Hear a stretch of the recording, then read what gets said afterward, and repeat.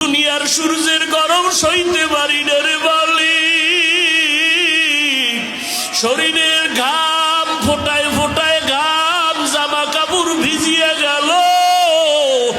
ও আল্লাহ, গরম সইতে পারি না, গুনাহ নিয়ে কবরে গেলে জাহান্নামের আগুন কেমনে সহ্য করব রে মালিক? আমাদের বানাইছেন বড় নরম, একটা মশার কামড় সইতে পারি না রে আল্লাহ। কবরে গেলে মাটির চাপ কেমন করে সহ্য করব? আয় আল্লাহ, তাকায় দেখেন, রাতের ঘুম নষ্ট করে আপনার মোহাব্বতে ময়দানে হাজির হয়েছে। কাউকে খালি ফিরাইয়া দিয়েন না রে আল্লাহ। মেহেরবানি করে আমাদের জিন্দেগীর সব গুনাহগুলো মাফ করে দেন আল্লাহ।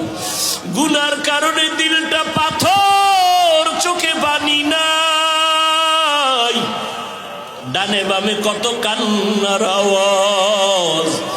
আমি কি এত কপাল পরা হয়ে গেলাম যে একটু চোখে পানিও আসবে না?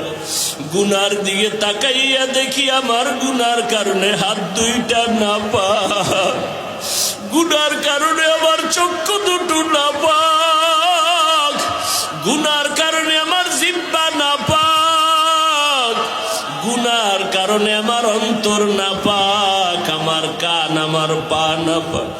আজকে তওবা করতেছি, আর গুনাহ করব না রে আল্লাহ, আর গুনাহ করব না রে মালিক।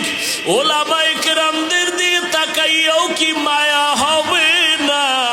সাদা দাড়িওয়ালাদের দিকে তাকাইয়াও কি মায়া হবে না?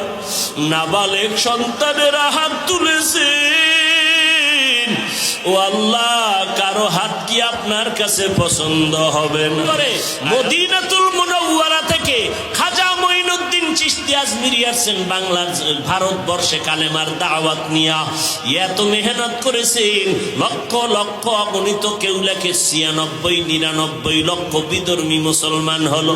খাজা মঈনুদ্দিন মায়ের কাছে গিয়ে একটু আনন্দ প্রকাশ করলেন। আম্মা জান ডেকে বলে, মঈনুদ্দিন, এটা তোমার কোনো বাহাদুরি না, আমি মায়ের সব কোরবানির বাহাদুরি। মঈনুদ্দিন বলে, মা, এত বাহাদুরি কেমন বলো? মা কয়, সন্তান, তুই আমার গর্বে আসছো, আমি একটা রাতও ঘুমাই নেই, যায় নামাজ বিছাইয়া রব্বুল আলামিনের দরবারে মোনাজাত ধরে দোয়া করেছি, মালিক, আমার গর্বের সন্তানটা তুমি কুতুবুল আলম হিসাবে কবুল